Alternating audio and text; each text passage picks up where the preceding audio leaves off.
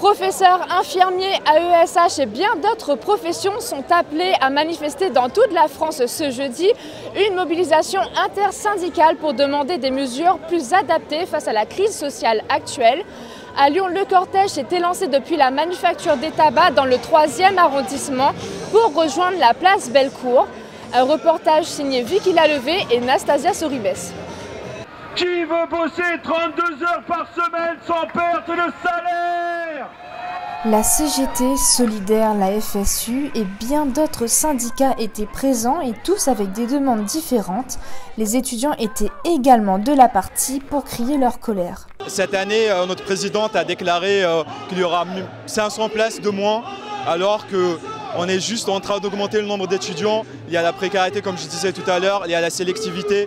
On est vraiment dans un ras-le-bol général. Dans le milieu de l'éducation comme celui de la santé, les demandes sont les mêmes. Revalorisation des salaires et plus de moyens humains pour ces secteurs qui pâtissent de l'après-Covid.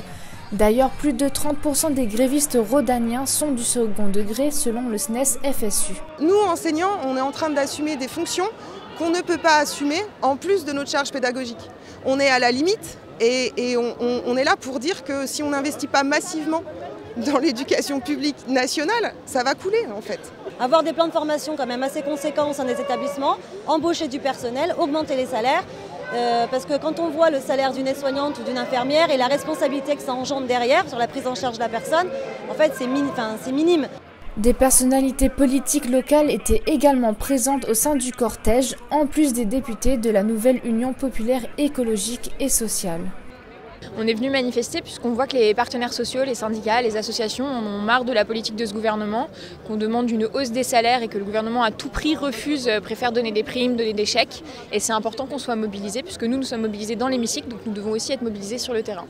Une rentrée sociale qui s'annonce chargée notamment avec la réforme des retraites. Emmanuel Macron pourrait dissoudre l'Assemblée nationale si celle-ci vote une motion de censure contre son projet de loi.